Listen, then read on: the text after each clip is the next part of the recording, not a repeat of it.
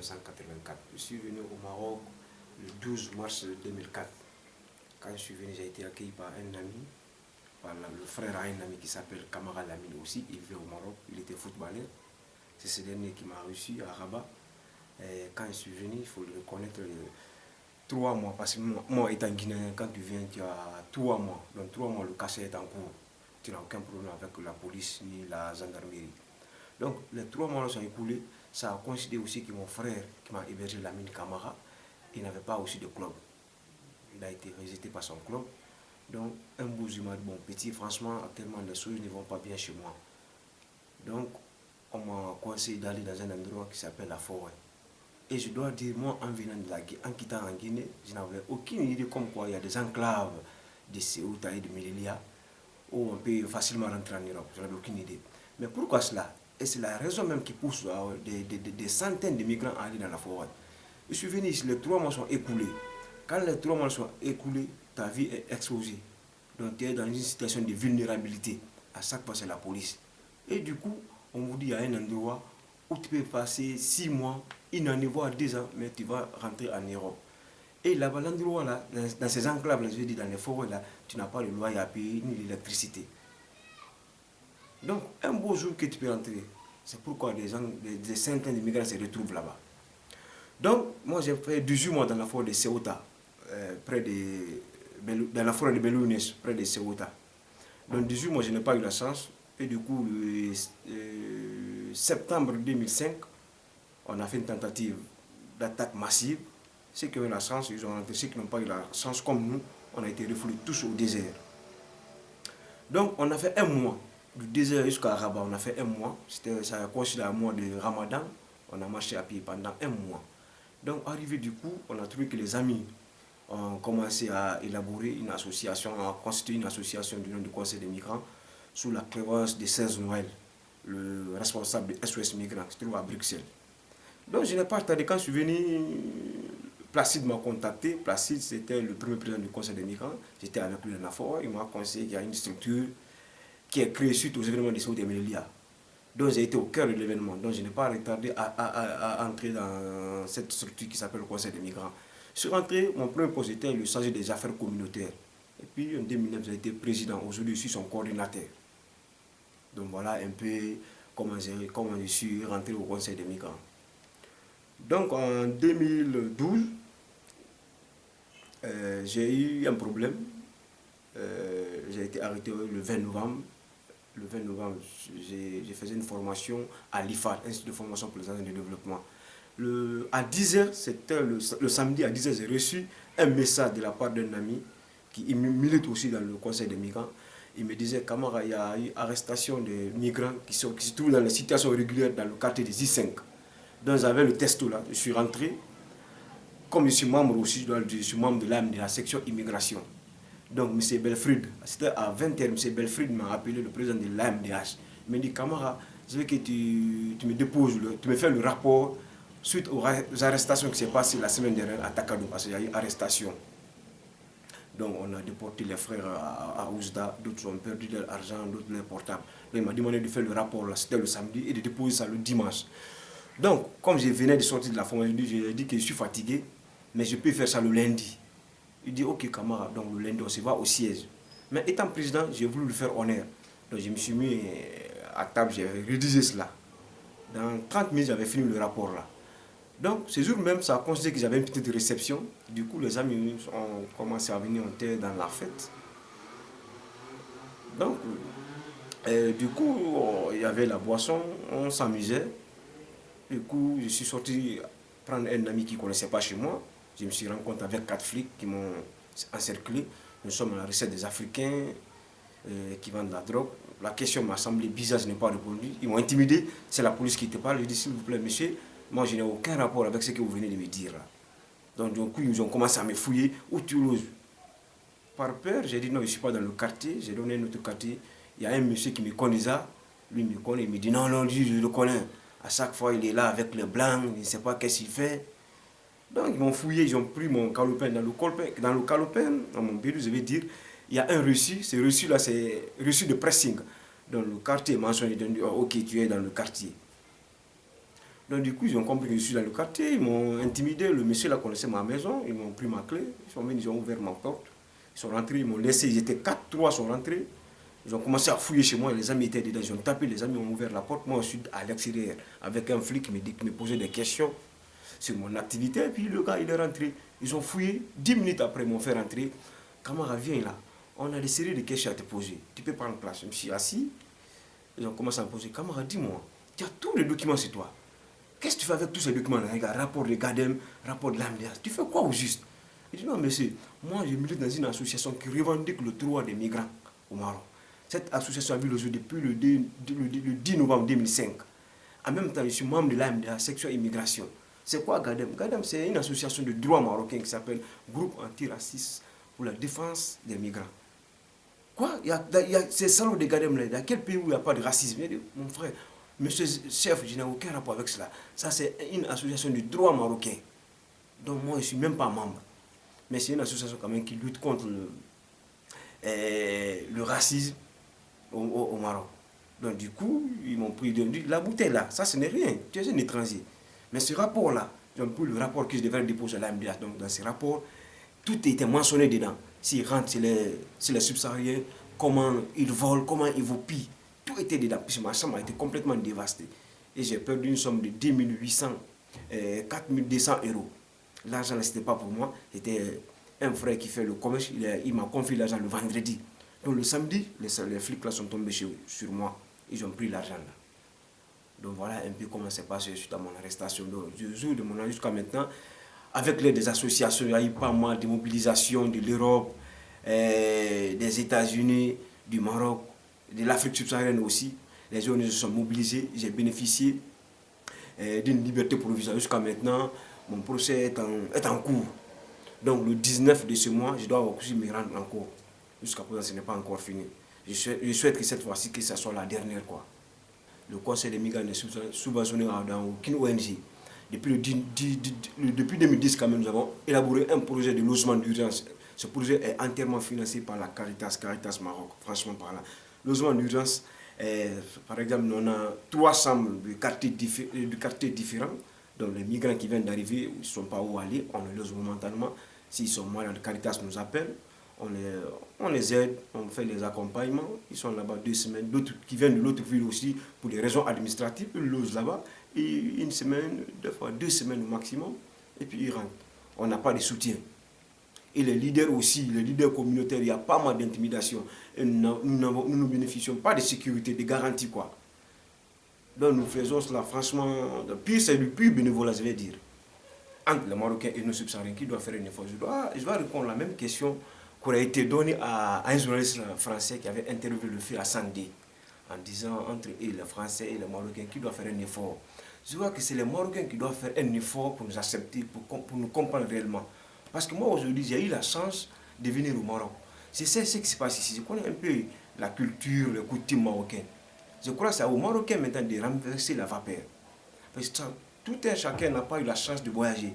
Mais par exemple, si moi je suis là, ils veulent connaître quelque chose, ils n'ont qu'à m'approcher.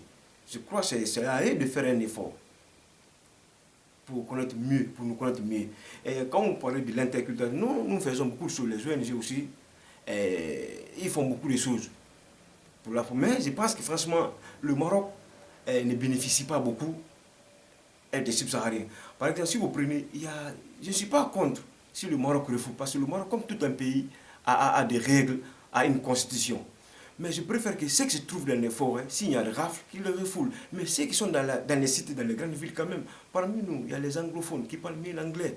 Il y a les francophones qui sont des bacheliers, qui sont des ingénieurs. Mais la cité devrait donner la chance à ces gens-là, les anglophones. Ils devraient donner une chance à ces gens-là pour donner des cours aux Marocains.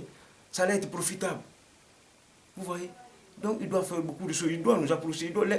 La politique qui est mise en place ici n'est pas vraiment favorable pour les migrants.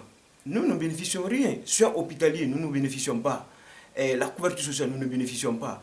Dire maintenant voler le travail des Marocains, franchement, c'est le pire ridicule, quoi. Il y a quel travail ici? Tu vas voir les subsahariens, on travaille dans le dur labeur, quoi. Vous allez trouver les subsahariens dans les chantiers, dans les fermes agricoles, dans le pâturage. Donc il n'y a pas de travail descend que le migrant vole aux Marocains. Franchement parlant, il n'y a pas. On se bat quand même, on fait ce qu'on peut faire quoi pour survivre. Les enfants même nés ici, ils n'ont même pas l'acte de naissance. Vous voyez même, regarde le cas des réfugiés. Le Maroc est signataire de cette convention depuis 1957. Il y a pas mal de conventions qui sont ratifiées, mais rien n'est appliqué sur papier. Il n'y a même pas une semaine, un demandeur d'asile qui a été arrêté par la police. Du coup, son certificat de demandeur en main, la police a fait quoi? Ils ont décidé immédiatement, comme quoi ils ne reconnaissent pas. Et depuis combien d'années le Maroc est signataire de cette convention? Oui, mais l'application, ça on ne voit pas. Les subsahariens et leurs responsables, et les diplomates, je vais dire, franchement, il n'y a pas de lien comme ça. Parce qu'à chaque fois qu'on part vers eux, ils disent non, écoutez, nous avons une politique. Et d'ailleurs, maintenant, c'est ça qui a valu la dernière fois, il y a une grande mobilisation des subsahariens contre les représentations diplomatiques. Parce qu'en fait, entre un étranger et son représentation diplomatique, il doit y avoir la synergie. C'est quoi, les diplomates sont là pour ça. Ils représentent nos gouvernements à l'extérieur.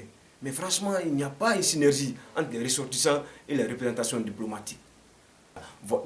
Dire qu'aujourd'hui, les subsahariens qui sont là, ils sont là seulement pour partir en Europe. Moi, je vous parle par expérience, c'est archi fou. On ne peut pas dire aujourd'hui quelqu'un qui est là, qui a fait 53 ans, qui est là pour passer. Non. Ouais, de l'année 2000, dire aujourd'hui à 2010, mon frère, si le Maroc aujourd'hui était un pays de transit, aujourd'hui le Maroc est devenu un pays de destination. Franchement, je le dis par pure expérience. Mais qu'est-ce qui se passe au juste? Mais vous êtes là, l'intégration ce n'est pas facile, tu n'as pas de papier. Mais à chaque fois, la police est derrière vous. Vous voyez, on vous dit, d'un seul coup, il y a un endroit, une enclave où tu peux tenter ta chance, tu n'as pas de loyer à payer, tu n'as pas d'électricité. Mon frère, mais un mois, 2 mois, 3 mois, tu peux te retrouver à l'Europe, en Europe. Mais vous voyez, il n'y a pas une autre solution, sinon que ça. Mais si vous voyez, les Marocains sont chez nous. Si vous prenez l'exemple, les Marocains qui se trouvent en Côte d'Ivoire, en Guinée, mais ce n'est pas les mêmes Guinéens qui se trouvent aujourd'hui au Maroc. Mais ils sont là, ils sont à l'aise là-bas, ils travaillent bien. Parce que l'autorité qui se trouve chez nous, ils ont donné la chance aux Marocains. Mais c'est la chance là qu'on veut ici. Nous ne sommes pas contre les mesures qui prennent contre nous. Mais je dis et je répète, ceux qui sont dans les frontières, s'il y a rafle, qu'ils bénéficient là, quoi, qu'ils subissent là, je vais dire. Mais ceux qui sont dans les villes, quand même, on demande à l'autorité de donner la chance à ces migrants-là. Et puis, il se reste clair, pour l'avenir de ces pays-là, les Marocains, ceux qui se leur disent, en tant que frères africains, il faut qu'ils comprennent qu'ils sont africains. Ils sont africains purs et simples. Vous savez, chez nous, à l'époque, on appelait les Marocains les Nards. Au début, cela n'avait pas de péjoratif. Je le dis, je répète, chez nous, on appelle les Marocains les Nards. Mais au début, cela n'avait aucun sens de péjoratif. Mais au fil du temps, on a compris que Nard veut dire quoi? Non-africain, rejeté par l'Europe. Donc, ils ne sont pas africains et ils sont rejetés aussi par l'Europe. Voyez-vous, il faut qu'ils comprennent que, malgré la proximité ou bien la géographie, le Maroc, c'est un pays africain. Donc, il ne doit pas être aujourd'hui gendarme de l'Europe pour dégrader les droits de l'homme, pour bafouer les droits de l'homme. Franchement, les droits de l'homme ne sont pas respectés, je vous dis par expérience. En septembre, moi j'ai fait une enquête avec l'association GADEM, Groupe Antiraciste pour la Défense et l'Accompagnement des Migrants et Étrangers. Et j'ai été là-bas avec Stéphane Julien, le chargé de droits des étrangers au GADEM. Mais les exactions qui se passaient en 2005, c'est ça qui se répète encore en 2012, même en 2013. Parce que vous voyez, ils descendent dans les forêts, mais ils prennent des subsahariens. Mais c'est comme des animaux. On les frappe, on les tabasse à mort. Ils brûlent. Ils sont venus même avec 5 litres de bidon d'essence. Ils ont incendié. Il y avait une maison de fortune qu'on appelle la Maison Blanche. Mais je vous assure, la police a mis 5 litres d'essence. Ils ont incendié. Il y avait les enfants de 6 mois, de 2 ans, de 2 mois. Ils ont brûlé toutes les couches de ces enfants, de ces nouveaux-nés-là. Vous voyez, si vous prenez quand même ces gens-là, il faut les prendre, vous les envoyer, vous les refouler, mais les frapper à mort. Et puis, ce qui se passe encore, après cela, il y a les Bartazis qui viennent, des clousards qui viennent aussi, pour ramasser tout ce que les camarades là possèdent. C'est-à-dire de l'argent, des portables. Des fois aussi, ils viennent avec des bâtons, voire même des machettes. Ah oui, aucun droit de l'homme n'est respecté. C'est que les migrants se sont pris au Maroc, c'est comme des animaux. Jusqu'à présent, l'autorité marocaine n'ont pas compris que ces aides de traitement-là sont révolues. Parler de l'avenir, je vois l'avenir des subsahariens d'une manière optimiste. Ouais, il faut le croire. Aujourd'hui, il faut que l'autorité marocaine, il faut qu'ils comprennent que oui, moi j'aime bien ces pays-là. C'est la raison pour laquelle même je me bats pour le changement de droit. J'aime bien ces pays-là. Sinon, j'aurais aucun intérêt d'y rester. Mais je crois à l'avenir radieux des subsahariens ici. Un jour viendra, les choses vont changer. Mais avec quoi? Dans la lutte. Parce qu'aujourd'hui, regardez, c'est Obama qui est le président des États-Unis. On sait combien de fois les Noirs ont enduré là-bas. Les Martin Luther King étaient là-bas. Les Marcus Garvey. Donc il a fallu combien de temps pour que cela change? Donc nous croyons à l'avenir des subsahariens. Un avenir radieux. Vous voyez, aujourd'hui mon procès est en cours. Mais je suis optimiste quand même. Tôt ou tard quand même les choses vont changer. Il faut que les Marocains comprennent. Après tout, ils sont africains. Oui, il y a des mesures restrictives qui doivent revoir encore. La politique, c'est quoi là? Le Maroc d'abord étant un pays d'immigration. Bon, il y a combien de Marocains qui se trouvent à l'étranger et ils réclament le droit de leurs ressortissants. Mais nous sommes des mille, nous sommes même... On dit souvent que nous sommes au nombre de 10 000. Donc 10 000, vous voyez, les Marocains sont plus de 40 millions à l'étranger. Ils demandent à ça pour leur régularisation. Vous voyez? Et ils oublient complètement, nous aussi nous sommes là. Aujourd'hui, les subsahariens qui sont là, ils sont là. Il y a des gens qui ont fait 10 ans ici, 15 ans, ils ont des enfants. Vous voyez? Ça fait mal qu'il y a arrestation, qu'on prend ces gens-là qui n'ont pas de papier devant son fils, qu'on le menotte et puis qu'on le reconduit jusqu'à la frontière. Franchement, c'est un peu aberrant. Donc, je dis quoi? Après tout ce qui va se passer, nous ne sommes pas là, nous ne sommes pas un danger pour l'autorité marocaine, mais nous sommes en danger. Parce que nous sommes agressés que nous agressons les Marocains. Nous sommes tués que nous tuons les Marocains. L'appel que j'ai lancé, il faut que les Marocains de l'étranger, mais les MRI, Marocains résidents à l'étranger, fassent quelque chose aussi. Franchement, nous vivons dans la même situation. La monnaie dont ils vivent aussi à l'étranger. Il faut qu'ils pensent aussi. Et il y a des subsahariens aussi qui subissent aussi des traitements inhumains. Franchement, si j'ai un appel à dire, j'en appelle aujourd'hui à la communauté marocaine issue de l'immigration. Ils n'ont qu'à mettre une pression. Je sais combien de fois ils sont écoutés ici. Ils font beaucoup de choses ici, les MRE, Marocains résidents à l'étranger. Ils doivent faire beaucoup de choses. Ils doivent se battre pour le changement. Pour le changement de ces pays-là. Le changement ne veut pas dire seulement faire construire des buildings, des routes. Non, mais non. Le droit de l'homme doit être, de nos jours, nous sommes au 21e siècle, mon frère. Le droit de l'homme doit être respecté. Le Maroc, c'est un grand pays. Franchement, quand on est un grand pays, il ne faut pas seulement voir l'économie, mais non, le droit de l'homme aussi, il doit prendre cela en compte. Il ne faut pas qu'ils laissent leur image se dégrader. Quand vous voyez le Maroc dans l'histoire, c'est un pays vraiment hospitalier. Quand on voit les conventions, vous voyez voir combien de fois le royaume est bien outillé. Moi, je suis de confession musulmane, pratiquant. Aujourd'hui, c'est combien de fois je vais participer au forum qui va se passer en Tunisie. Mais je ne sais pas, jusqu'à présent, mais le procès est en cours, quoi. C'est le 19 encore. Mais au cas où je ne serai pas en Tunisie, je salue d'abord tous les participants et les participantes. La seule chose que je leur dis, toutes les décisions qui vont être prises là-bas, qu'on les suive, c'est très très important. Les décisions doivent être appliquées. Donc, de jeter un coup d'œil encore sur le Maroc, les subsahariens qui vivent au Maroc, franchement parlant, jusqu'à présent, c'est que ça ne va pas. Mais nous ne laissons pas les bras. Hein. Nous ne laissons pas les bras. Il faut vous indigner. C'est pourquoi, raison pour laquelle je vais rendre un hommage à Stéphane Essel, qui son âme repose en paix. Indignez-vous. Je demande à tous les participants et les participantes qui vont se retrouver en Tunisie d'avoir votre motif d'indignation. C'est précis. Quand quelque chose vous indigne, on devient fort, militant et engagé. Regardez autour de vous combien de choses doivent vous indigner aujourd'hui. La chasse aux migrants, la chasse aux sans-papiers, la chasse même à la population rome dans le territoire européen. Donc, vu toutes ces choses-là, vous devez vous indigner. C'est après les événements de Ceuta et Melilla, c'est suite à cela, moi j'ai eu mon motif d'indignation. Je n'ai pas tardé à avoir mon motif d'indignation. Donc je demande à tous les enquêteurs d'avoir ce motif d'indignation. C'est très précis.